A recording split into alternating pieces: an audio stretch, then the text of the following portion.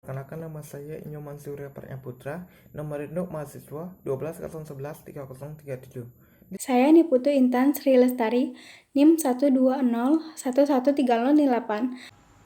Perkenalkan, nama saya Risa Diani, NIM 120111307. Perkenalkan, nama saya Niputu Karuna Wahni Putri, NIM 120113079. Perkenalkan, nama saya Imadi Randi Satria Wibawa, NIM 120113044. Perkenalkan, nama saya Arketna Dewi, bisa dipanggil Ari, dengan NIM 12011130077. Di sini saya akan membacakan yaitu materi tentang bab 1. Bab 1, pendahuluan. 1.1 latar belakang.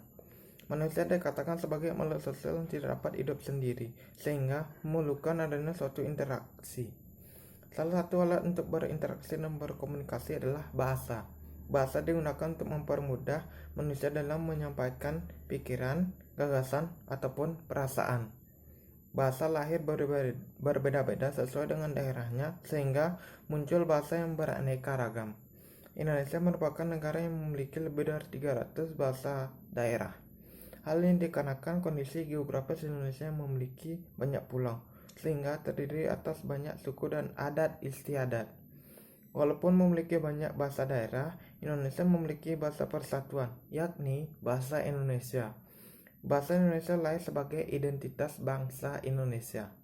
Namun, pada era globalisasi ini menyebabkan masuknya bahasa asing dan bahasa pergaulan yang digunakan masyarakat Indonesia saat ini. Tentu, hal ini menyimpang dari kaidah bahasa Indonesia yang baik dan benar.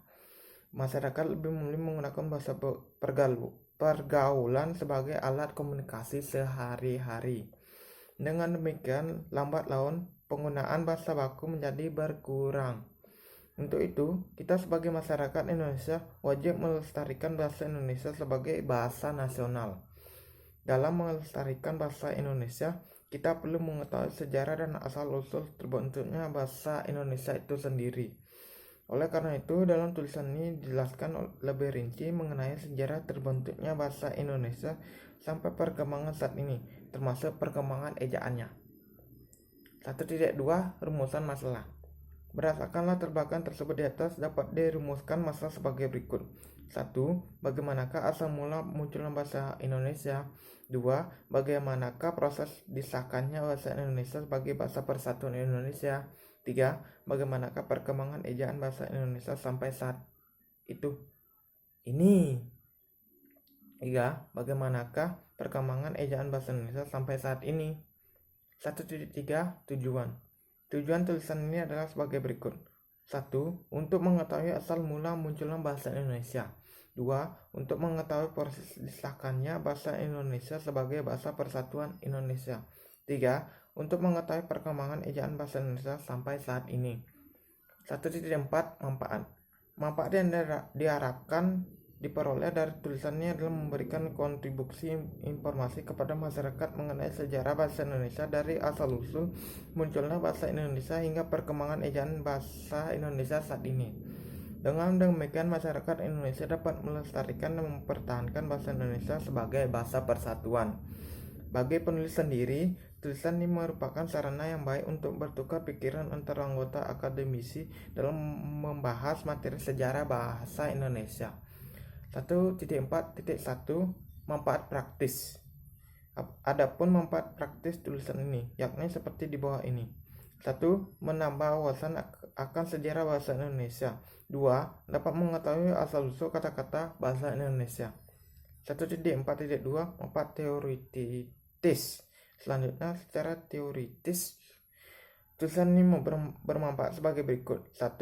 Dapat memprediksi perkembangan bahasa Indonesia di masa depan. 2. Dapat mengetahui perkembangan ejaan bahasa Indonesia sampai saat ini.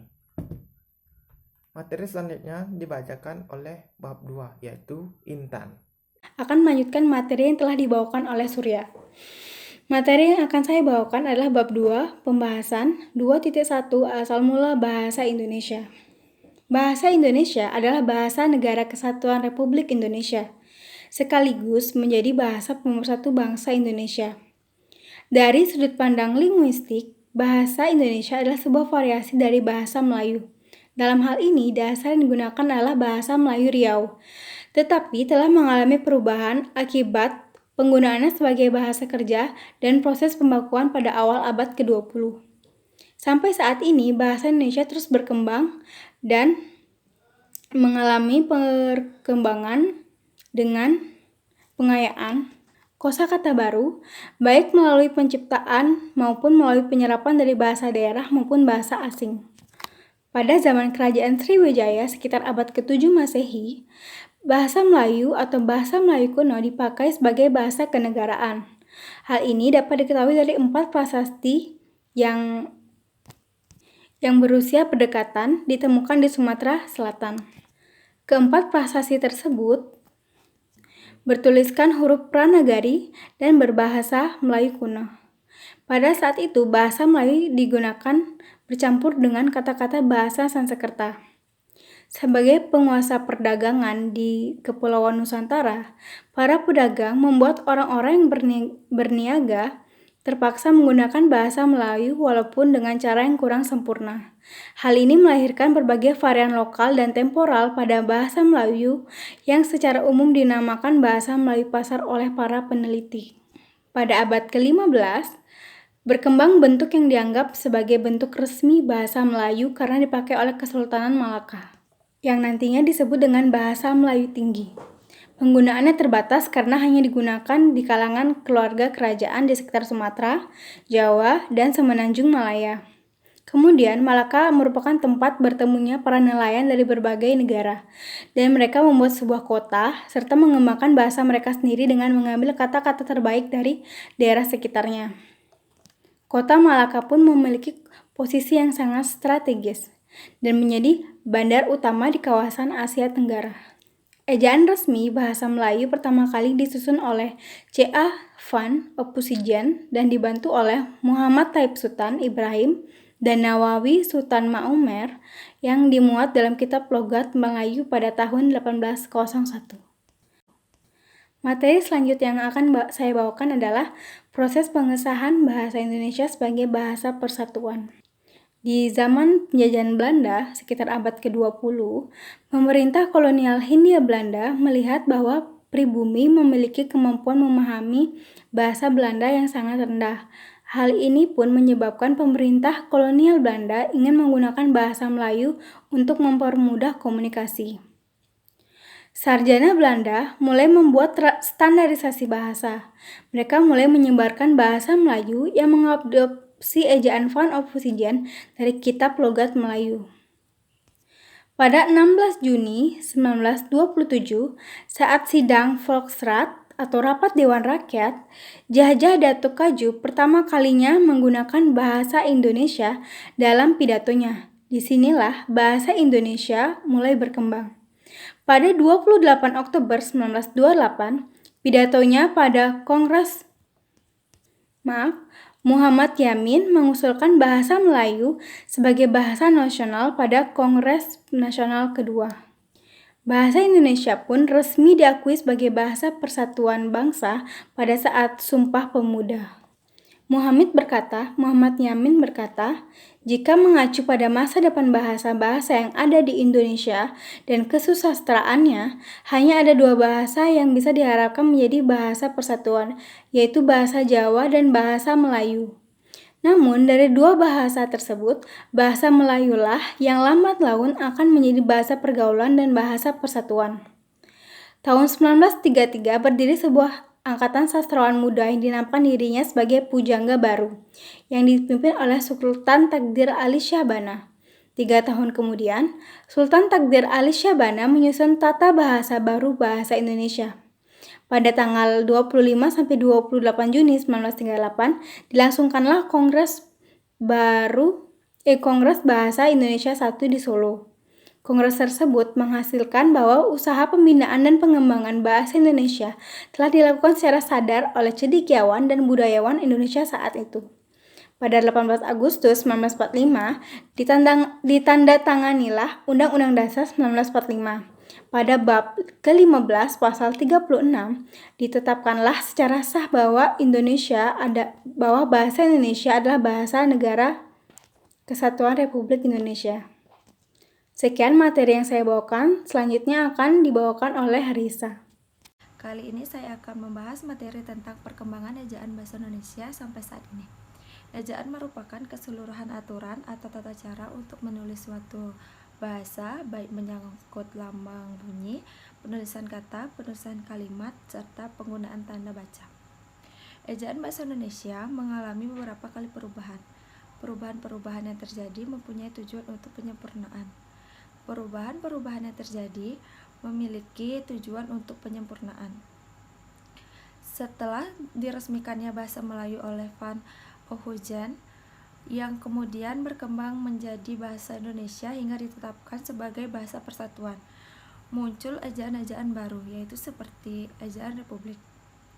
Ejaan republik merupakan hasil penyederhanaan ejaan Van Ohujan.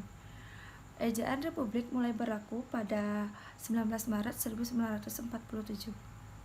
Pada waktu itu, yang menjabat Menteri Pendidikan, Pengajaran, dan Kebudayaan Republik Indonesia adalah Mr. Suwandi. Maka, ejaan tersebut juga dikenal dengan ejaan Suwandi. Ejaan republik merupakan suatu usaha perwujudan dari Kongres Bahasa Indonesia di Surakarta, Jawa Tengah tahun 1938 yang menghasilkan suatu keputusan penyusunan kamus istilah. Beberapa perbedaan yang tampak dalam ejaan republik dengan ejaan Van Ohujan dapat diperhatikan dalam uraian seperti gabungan OE digantikan dengan U, bunyi hamzah atau petik diganti dengan K, kata ulang boleh ditandai dengan angka 2, huruf E taling dan E pepet dalam ejaan republik tidak dibedakan. Tanda trema atau kutip dihilangkan dalam ejaan republik. Konsep ejaan pembaruan yang telah berhasil disusun itu dikenal dengan sebuah nama yang diambil dari dua nama tokoh yang pernah mengetuai panitia ejaan itu. Dalam hal ini Profesor Prijono dan Eka Tupo. Pada tahun 1957, panitia itu berhasil merumuskan patokan-patokan ejaan baru. Akan tetapi, hasil kerja panitia tersebut tidak pernah diumumkan secara resmi, sehingga ejaan itu pun belum pernah diberlakukan. Salah satu hal yang menarik dalam konsep ejaan pembaruan ini adalah disederhanakannya huruf-huruf berupa gabungan konsonan dengan huruf tunggal. Ada ejaan Melindo. Ejaan Melindo yaitu Melayu Indonesia, merupakan hasil perumusan ejaan Melayu dan Indonesia pada tahun 1959. Perumusan ejaan Melindo ini diawali dengan diselenggarakannya Kongres Bahasa Indonesia yang kedua pada tahun 1945 di Medan, Sumatera Utara. Bentuk rumusan ejaan Melindo merupakan bentuk penyempurnaan dari ejaan sebelumnya. Namun ejaan Melindo ini belum sempat dipergunakan karena pada masa-masa itu terjadi konfrontasi antara negara Republik Indonesia dengan negara Malaysia. Sekian dari saya, materi selanjutnya akan dilanjutkan oleh teman saya. Di sini saya akan melanjutkan materi dari Risa, yaitu ejaan baru atau disebut dengan Ejaan Lembaga Bahasa dan Kasusastraan atau LBK. Ejaan baru ini adalah ejaan bahasa Indonesia yang dikeluarkan pada tahun 1967. Ejaan ini adalah kelanjutan dari ejaan Malindo. Para pelaksanaannya terdiri atas panitia ejaan LBK dan juga panitia ejaan dari Malaysia. Panitia ini berhasil merumuskan suatu konsep ejaan yang kemudian diberi nama dengan ejaan baru. Panitia ini bekerja atas dasar surat keputusan Menteri Pendidikan dan Kebudayaan nomor 062 atau 67 pada tanggal 19 September 1967. Ada beberapa perubahan yang terdapat pada ejaan baru atau ejaan LBK ini, yaitu yang pertama, gabungan konsonan DJ diubah menjadi J. Contohnya, remaja lalu diubah menjadi remaja. Yang kedua, gabungan konsonan TJ diubah menjadi C. Contohnya, baca diubah menjadi baca. Yang ketiga, gabungan konsonan NJ diubah menjadi NY. Misalnya, Sunji diubah menjadi Sunyi. Yang keempat, gabungan konsonan SJ diubah menjadi SY. Misalnya, syarat lalu diubah menjadi syarat. Yang terakhir, yang kelima, yaitu gabungan konsonan CH diubah menjadi KH, yaitu misalnya makhluk diubah menjadi makhluk. Selanjutnya ada ejaan yang disempurnakan. Pada kemerdekaan Republik Indonesia yang ke-27, pada tanggal 17 Agustus 1972, diresmikanlah pemakaian ejaan baru untuk bahasa Indonesia oleh Presiden Republik Indonesia. Dengan keputusan Presiden nomor 57 tahun 1972. Ejaan ini dikenal dengan Ejaan Bahasa Indonesia yang disempurnakan atau disingkat dengan EYD. Ejaan ini berlaku dari tahun 1972 sampai 2015. Ejaan ini merupakan hasil yang dicapai oleh kerja panitia Ejaan Bahasa Indonesia yang telah dibentuk pada tahun 1966. Ejaan Bahasa Indonesia yang disempurnakan ini merupakan penyederhanaan serta penyempurnaan dari ejaan Suwandi atau ejaan Republik yang dipakai sejak Maret 1947. Ada beberapa kebijakan baru yang ditetapkan di dalam EYD, yaitu yang pertama, perubahan huruf, misalnya jika menjadi jika, jakap menjadi cakap, jata menjadi nyata, syarat menjadi syarat, akhir menjadi akhir, supaja menjadi supaya. Lalu yang kedua, ada huruf F, V, dan Z yang merupakan unsur serapan dari bahasa asing diresmikan pemakaiannya. Misalnya, khilaf, fisik, valuta, universitas, zakat, dan khazanah. Yang ketiga ada huruf Q dan X yang lazim digunakan dalam bidang ilmu pengetahuan. Misalnya pada kata Furqan dan Zenon. Yang keempat ada penulisan di sebagai awalan dibedakan dengan di yang merupakan kata depan. Sebagai awalan, di ditulis seringkali dengan unsur yang menyertainya, sedangkan di sebagai kata depan ditulis terpisah dari kata yang mengikutinya. Contohnya, awal kata depan dicuci, di kantor, dibelikan, di sekolah, di samping, di latar belakangi, dan di tanah. Yang terakhir yaitu yang kelima, kata ulang ditulis penuh dengan mengulang unsur-unsurnya. Angka 2 tidak digunakan sebagai penanda perulangan. Misalnya, anak-anak. Lalu, contoh kedua, misalnya, bersalam-salaman. Secara umum, hal-hal yang diatur dengan EYD ini, yaitu yang pertama, penulisan huruf, termasuk huruf kapital dan huruf miring. Yang kedua, ada penulisan kata. Yang ketiga, penulisan tanda baca. Yang keempat, penulisan singkatan dan akronim. Yang kelima, penulisan angka dan lambang bilangan. Yang keenam, ada penulisan unsur serapan. Selanjutnya, ada Ejaan Bahasa Indonesia atau EBI. Zaman terus berubah, teknologi terus berkembang, dan bahasa pun terus menyesuaikan perubahan. Masyarakat yang kritis terus mendesak Badan Pengembangan dan Pembina Bahasa Indonesia untuk segera merevisi pedoman EYD sehingga muncul PU EBI sebagai bentuk jawaban atas kritikan yang diterima. Selanjutnya, EYD berubah menjadi EBI atau disebut dengan Ejaan Bahasa Indonesia sebagai pedoman umum sejak akhir 2015. Perubahan ini dilakukan oleh Badan Pengembangan dan Pembinaan Bahasa Indonesia yang berlandaskan dengan Peraturan Menteri dan Kebudayaan Republik Indonesia Nomor 50 Tahun 2015. Dalam hal ini, EBI dibentuk atas dasar EYD sebelumnya. Hanya saja, pada EBI ini terdapat penambahan-penambahan aturan dalam penulisan.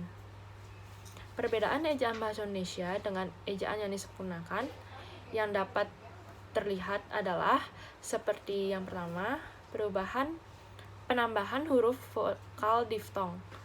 Pada EYD, huruf diftong hanya 3, yaitu AI, AU, dan OI. Sedangkan pada EBI, di huruf diftong ditambah satu yaitu EI. Misalnya, pada kata geser dan survei. Yang kedua, ada penggunaan huruf kapital, yaitu pada EYD tidak diatur bahwa huruf kapital digunakan untuk penulisan unsur julukan, sedangkan dalam EBI, unsur julukan diatur dan ditulis dengan awal huruf kapital. Yang terakhir, ada penggunaan huruf tebal. Dalam EYD, ada beberapa fungsi huruf tebal, yaitu menuliskan judul buku, bab, mengkhususkan huruf, serta menulis lema atau sublema dalam kamus. Adapun pertemuan rutin yang dilaksanakan setiap 5 tahun sekali oleh pemerintah dan para pakar bahasa dan sastra Indonesia untuk membahas perkembangan bahasa Indonesia. Pertemuan rutin ini dinamakan dengan Kongres Bahasa. Kongres-kongres ini begitu penting bagi sejarah kemajuan bahasa Indonesia pada umumnya. Oleh karena itu, dengan adanya Kongres Bahasa Indonesia ini, bahasa Indonesia ini menjadi lebih kompleks kosakatanya, menjadi lebih mantap dalam membakukan kata atau dalam penyerapan bahasa asing. Hal itu terjadi dan dibahas dalam Kongres Bahasa Indonesia. Sekian dari saya. Materi selanjutnya akan dibahas oleh Made Randi. Jadi, saya akan melanjutkan presentasi dari Lina. Presentasikan tentang Kongres Bahasa Indonesia pertama. Tanggal 25 sampai 27 Juni 1938 dilangsungkan Kongres Bahasa Indonesia pertama di Solo. Dalam kongres itu Ki Hajar Dewantara menegaskan bahwa jang dinamakan bahasa Indonesia jaitoe bahasa Melajoe, jang soenggoeh poen pokoknya berasal dari Melajoe Riau. Akan tetapi jang soedah ditambah di oebah atau dikurangi menurut keperluan zaman dan alam baharui. Hingga bahasa itu lalui mudah dipakai oleh rakyat di seluruh Indonesia. Oleh karena itu, Kongres pertama ini memutuskan bahwa buku-buku tata bahasa yang sudah ada tidak memuaskan lagi, tidak sesuai dengan perkembangan bahasa Indonesia, sehingga perlu disusun tata bahasa baru yang sesuai dengan perkembangan bahasa. Kongres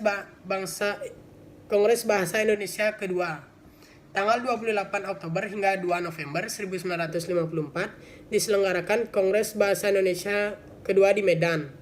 Kongres ini merupakan perwujudan tekad bangsa Indonesia untuk terus-menerus menyempurnakan bahasa Indonesia yang diangkat sebagai bahasa kebangsaan dan ditetapkan sebagai bahasa negara. Tanggal 16 Agustus 1972, Soeharto, Presiden Republik Indonesia, meresmikan penggunaan ejaan bahasa Indonesia yang disempurnakan EYD melalui pidato kenegaraan di hadapan sidang DPR yang dikuatkan pula dengan Keputusan Presiden No. 57 Tahun 1972. Tanggal 31 Agustus 1972, Menteri Pendidikan Kebudayaan menetapkan Pedoman Umum Ejaan Bahasa Indonesia yang disempurnakan dan Pedoman Umum Pembentukan Istilah Resmi berlaku di seluruh wilayah Indonesia. Kongres Bahasa Indonesia ketiga, tanggal 28 Oktober hingga 2 November 1978 diselenggarakan Kongres Bahasa Indonesia ketiga di Jakarta. Kongres yang diadakan dalam rangka memperingati Sumpah Pemuda yang ke-50 ini selain memperlihatkan kemajuan, pertumbuhan, dan perkembangan bahasa Indonesia sejak tahun 1928, juga berusaha memantapkan kedudukan dan fungsi bahasa Indonesia. Kongres Bahasa Indonesia keempat, tanggal 21 sampai 26 November 1983 diselenggarakan Kongres Bahasa Indonesia keempat di Jakarta. Kongres ini diselenggarakan dalam rangka memperingati Hari Sumpah Pemuda yang ke-55. Dalam putusannya disebutkan bahwa pembinaan dan pengembangan bahasa Indonesia harus lebih ditingkatkan sehingga amanat yang tercantum di dalam garis-garis besar haluan negara yang mewajibkan kepada semua warga negara Indonesia untuk menggunakan bahasa Indonesia dengan baik dan benar dan tercapai semaksimal mungkin. Kongres Bahasa Indonesia kelima, Tanggal 28 Oktober hingga 3 November 1988 diselenggarakan Kongres Bahasa Indonesia kelima di Jakarta. Kongres ini dihadiri oleh kira-kira 700 pakar bahasa Indonesia dari seluruh Indonesia dan peserta tamu dari negara sahabat seperti Brunei Darussalam, Malaysia, Singapura, Belanda, Jerman, dan Australia. Kongres ini ditandatangani dengan mempersembahkan karya besar Pusat Pembinaan dan Pengembangan Bahasa kepada pencinta bahasa di Nusantara, yakni Kamus Besar Bahasa Indonesia dan Tata Bahasa Baku Bahasa Indonesia.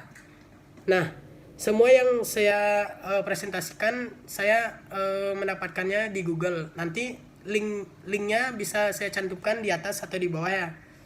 Sekian dari presentasi saya, maaf bila ada salah kata, dan akan dilanjutkan oleh teman saya yang bernama Ari. Terima kasih. Saya akan membahas Kongres Bahasa Indonesia yang ke-6, itu Bahasa Indonesia ke-6 dilaksanakan di Jakarta, yakni pada tanggal 28 Oktober sampai 2 November 1993. Sebanyak 770 peserta dari Indonesia hadir dalam Kongres Bahasa ke-6 ini. Dalam hal ini tidak ketinggalan juga 53 peserta dari berbagai negara juga ikut sebagai tamu, yakni negara Brunei Darussalam, Australia, Jepang, Rusia, Hong Kong, India, Jerman, Amerika Serikat, Singapura, dan Korea Selatan. Kesimpulan kongres ini adalah pengusulan Pusat Pembinaan dan Pengembangan Bahasa Indonesia ditugaskan statusnya menjadi lembaga bahasa Indonesia, di samping disusunnya Undang-Undang Bahasa Indonesia. Kongres Bahasa Indonesia ke-7. Kongres Bahasa Indonesia ke-7 dilaksanakan di Hotel Indonesia, Jakarta, yakni pada tanggal 26 sampai 30 Oktober 1998. Simpulan dari Kongres Bahasa Indonesia ini ialah mengusulkan dibentuknya Badan Pertimbangan Bahasa Indonesia. Kongres Bahasa Indonesia ke-8 diselenggarakan di Jakarta, yakni pada tanggal 14 sampai 17 Oktober 2003. Pada Kongres Bahasa kali ini, para pakar dan pemerhati bahasa Indonesia menyimpulkan bahwa berdasarkan Kongres Sumpah Pemuda pada 28 Oktober 1928 yang menyatakan bahwa para pemuda memiliki satu bahasa, yakni bahasa Indonesia. Bulan Oktober dijadikan bulan bahasa. Agenda pada bulan bahasa adalah berlangsungnya seminar bahasa Indonesia di berbagai lembaga yang memperhatikan bahasa Indonesia. Kongres Bahasa Indonesia ke-9 dilaksanakan di Jakarta pada tanggal 28 Oktober sampai 1 November 2008. Kongres ini juga memperingati 100 tahun Kebangkitan Nasional, 80 tahun Sumpah Pemuda, dan 60 tahun berdirinya Pusat Bahasa. Dalam hal ini dicanangkan bahwa tahun 2008 sebagai tahun bahasa. Maka sepanjang tahun 2008 diadakan kegiatan kebahasaan dan kesastraan. Sebagai puncaknya dari seluruh kegiatan kebahasaan dan kesastraan serta 80 tahun Sumpah Pemuda diadakan Kongres Bahasa Indonesia ke-9. Kongres ini membahas 5 hal utama, yakni bahasa Indonesia, bahasa daerah, penggunaan bahasa asing, pengajaran bahasa dan sastra, serta bahasa media massa. Kongres bahasa ini berskala internasional yang menghadirkan pembicara-pembicara dari dalam dan luar negeri. Pakar bahasa dan sastra yang selama ini telah melakukan penelitian dan mengembangkan bahasa Indonesia di luar negeri diberi kesempatan untuk memaparkan pandangannya dalam Kongres Bahasa Indonesia ke-9 ini. Kongres Bahasa Indonesia ke-10 dilaksanakan di Jakarta, yakni pada 28 Oktober sampai 31 Oktober 2013. Kesimpulan dari Kongres Bahasa yang ke-10 ini ialah Menteri Pendidikan dan Kebudayaan merekomendasikan hal-hal yang dilakukan pemerintah. Rekomendasi tersebut berdasarkan laporan Kepala Badan Pengembangan dan Pembinaan Bahasa serta paparan 6 makalah pleno tunggal. Di antaranya 16 makalah sidang pleno panel, 104 makalah sidang kelompok yang tergabung dalam 8 topik diskus panel, dan diskusi yang berkembang selama persidangan. Kesimpulannya, bahasa Indonesia adalah bahasa resmi negara Republik Indonesia dan bahasa persatuan bangsa Indonesia. Sampai saat ini, bahasa Indonesia merupakan bahasa yang hidup, yang terus berkembang dengan pengayaan kosakata baru, baik melalui penciptaan maupun melalui penyerapan dari bahasa daerah ataupun bahasa asing. Sekian dari kelompok kami, mohon maaf bila ada salah kata. Sekian, terima kasih.